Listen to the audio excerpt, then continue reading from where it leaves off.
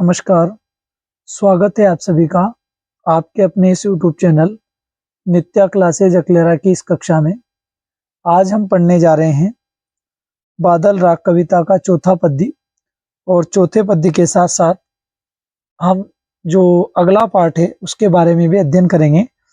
देखिए, जीर्ण बाहु है, जीर्ण बाहु है, शीर्ण है शीर्ण शरीर, तुझे बुलाता कृषक अधीर, ए विप्लव के वीर, चूस लिया है उसका सार, हाड़ मात्र ही है आधार, ए जीवन के पारावार।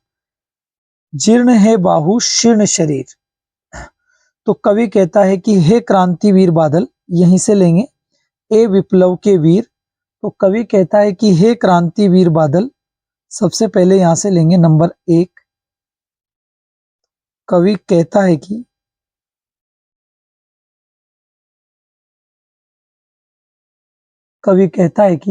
हे क्रांतिवीर बादल, कवि कहता है कि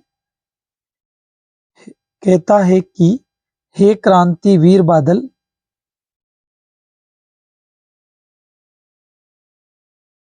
हे क्रांतिवीर बादल, कवि कहता है कि हे क्रांतिवीर बादल, कवि कहता है कि हे क्रांतिवीर बादल, बादल तुझे बुलाता कृषक अधीर, तो यहां लेंगे नंबर 2 पर। किसान तुमको अधीर होकर, कृषक अधीर, किसान तुमको, कृषक यानी किसान तुमको अधीर होकर बुला रहा है, अधीर होकर बुला रहा है, अधीर होकर बुला रहा है, अधीर होकर होकर बुला रहा है, इसको ले लेंगे नंबर 3 पर। बुला रहा है, अधीर होकर बुला रहा है, तो कवि कहता है कि हे क्रांतिवीर बादल, कृषक अधीर, किसान तुमको अधीर होकर बुला रहा है। ठीक है। जीर्ण बाहु, उसकी भुजाएं, यहां से लेंगे नंबर 4 पर, यहां से ले लेंगे नंबर 4, इसको ले लेंगे नंबर 4 पर। ठीक है, थोड़ा सा इसको नीचे ले लेते हैं ताकि आपको आसानी से दिख जाए। इसको ले लेंगे, ठीक है ना। अब आपको आसानी से दिख रहा होगा, ठीक है, अब बेस्ट तरीके से आपको दिखाई दे रहा होगा। तो जीर्ण है बाहु, तो जीर्ण बाहु है शीर्ण शरीर, जीर्ण बाहु है शीर्ण शरीर, ध्यान से समझिएगा, जीर्ण बाहु है शीर्ण शरीर, इसको लेंगे नंबर 4 पर। जीर्ण बाहु, ठीक है, तो उसकी भुजाएं जर्जर, उसकी भुजाएं जर्जर व थकी हुई है,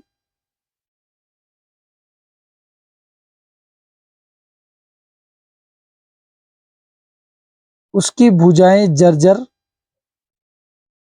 व उसकी भुजाएं जर्जर व थकी हुई है,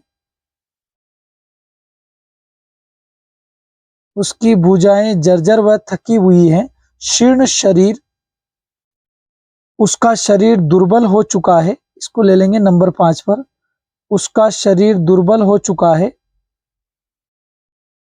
उसका शरीर दुर्बल हो चुका है,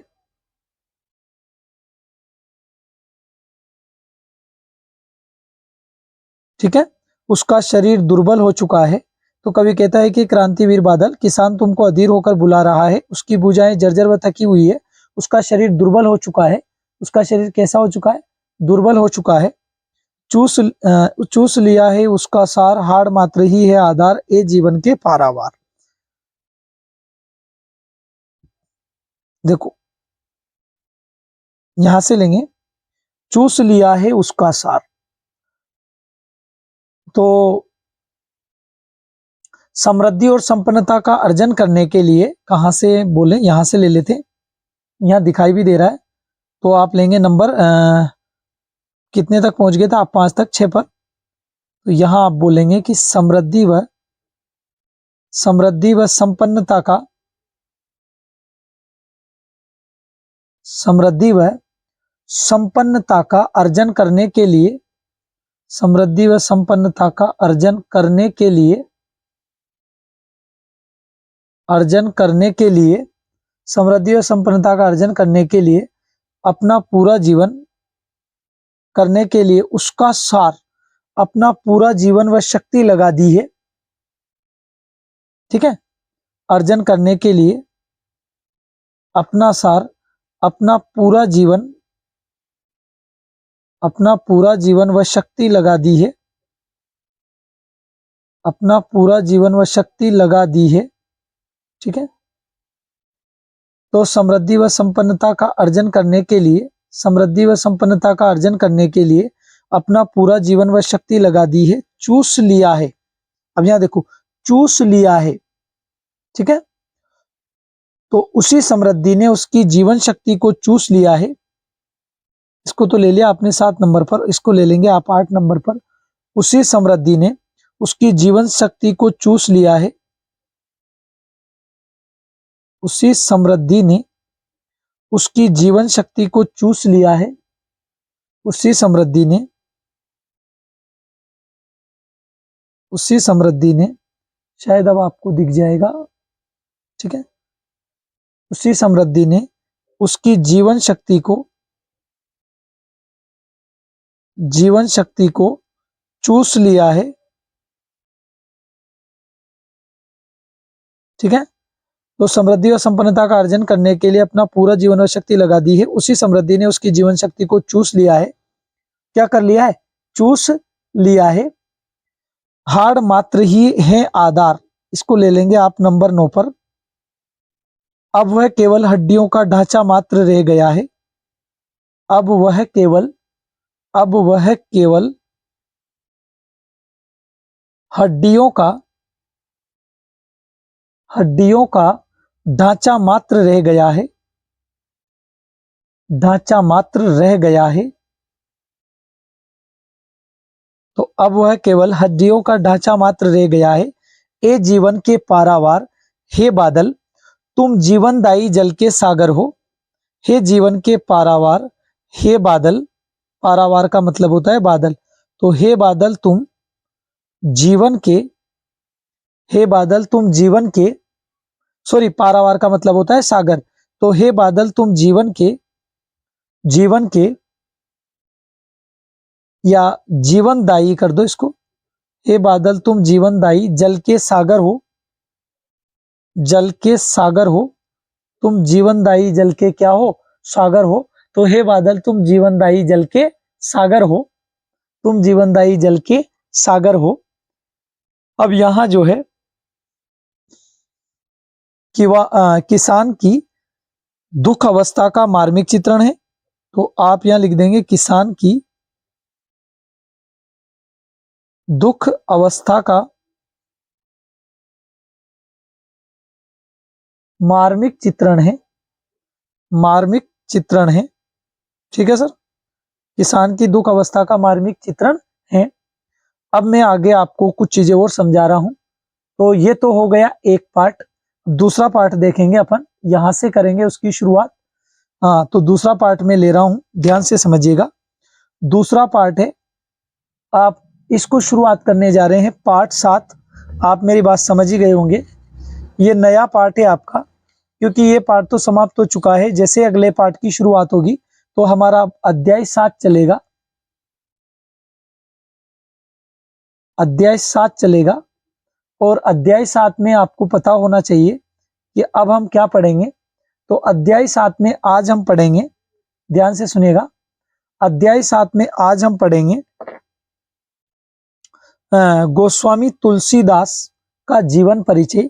तो मैं यहां लिख देता हूं, आप अच्छे से समझने का प्रयास कीजिएगा। गोस्वामी,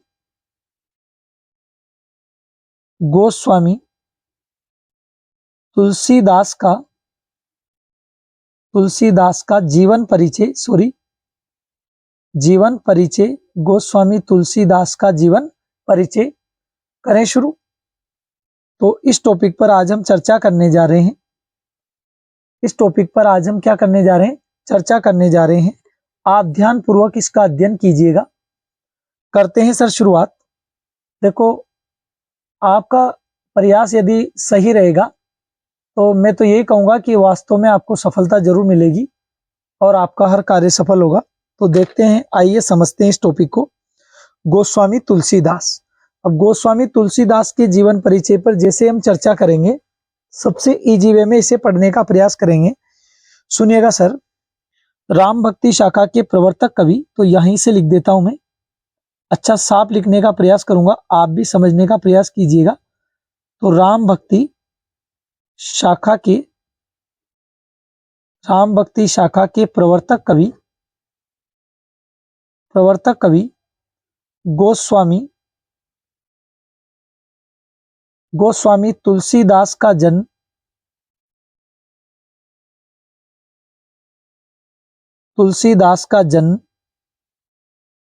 गोस्वामी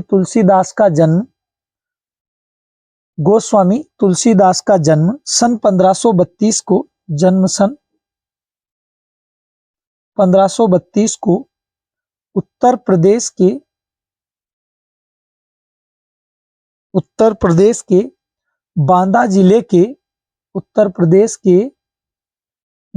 जिले के राजापुर नामक गांव में हुआ था। राजापुर नामक गांव में हुआ था।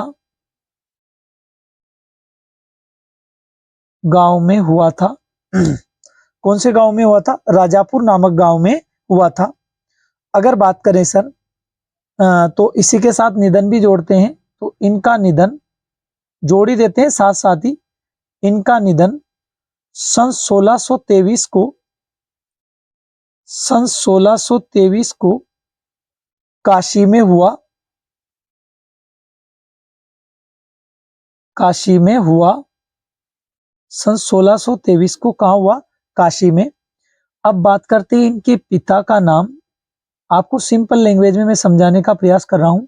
इनके पिता का नाम तो आपको याद होना चाहिए। पिता का नाम क्या था? आत्माराम। इनके पिता का नाम आत्माराम, माता का नाम हुलसी।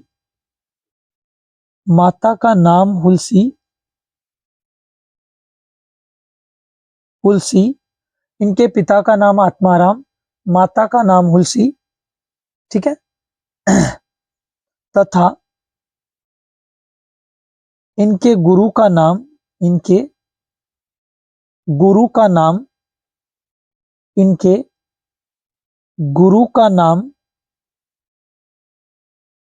नरहरिदास। इनके गुरु का नाम क्या था? नरहरिदास। आगे बढ़ते हैं। इनके गुरु का नाम क्या था? नरहरिदास। चलें सर आगे। अब अगर बात करें तो आगे बढ़े तो आपको पता होना चाहिए इनकी पत्नी का नाम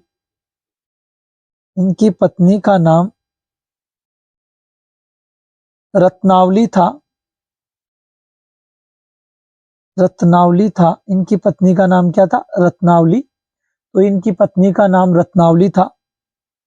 चले सर, इसके बाद आगे बढ़े तो इन्हें लोक मंगल की साधना का कवि, यहीं से लिख देता हूं मैं, इन्हें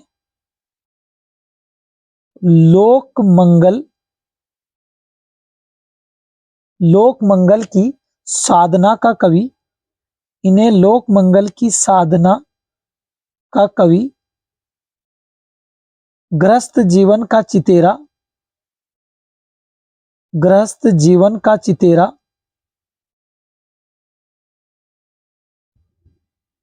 इन्हें लोक मंगल की साधना का कवि, गृहस्थ जीवन का चितेरा, ठीक है सर, गृहस्थ जीवन का चितेरा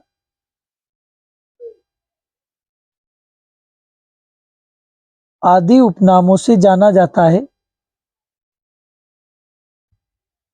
आदि उपनामों से जाना जाता है। आदि उपनामों से जाना जाता है, ठीक है सर। अगर बात करें तो गोस्वामी तुलसीदास ने, यहीं से लिख देता हूं मैं,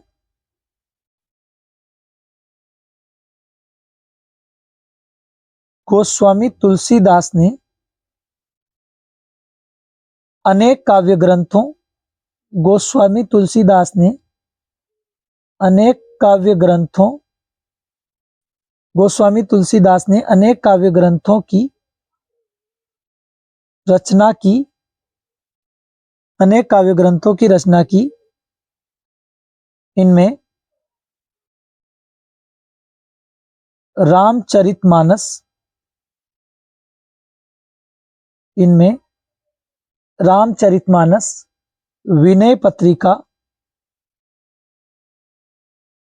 रामचरितमानस, विनय पत्रिका, कवितावली, कवितावली, दोहावली, गीतावली, जानकी मंगल, जानकी मंगल, पार्वती मंगल, जानकी मंगल, पार्वती मंगल, बरवे रामायण, बरवे रामायण, वैराग्य संदीपनी,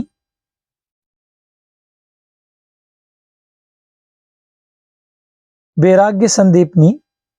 तो रामचरितमानस, विनय पत्रिका, कवितावली, दोहावली, गीतावली, जानकी मंगल, पार्वती मंगल, बरवे रामायण, वैराग्य संदीपनी, रामलला नेछु, रामलला नेछु, रामलला नेछु, हनुमान बाहुक, हनुमान बाहुक, रामाज्ञा प्रश्नावली,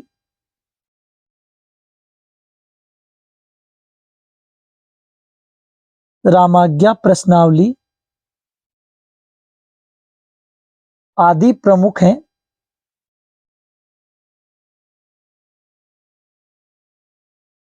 ठीक है, तो सर आज हमने एक तो बादल राग कविता पढ़ी, बादल राग कविता का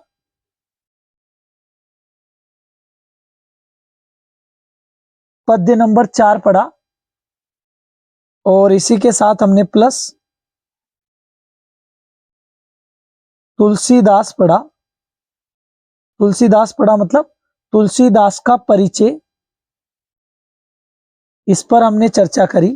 तो ठीक है सर, कल वाली क्लास में अब इससे आगे पढ़ेंगे। यहीं तक आज की कक्षा रहने देते हैं। ठीक है, आप सभी का बहुत बहुत धन्यवाद।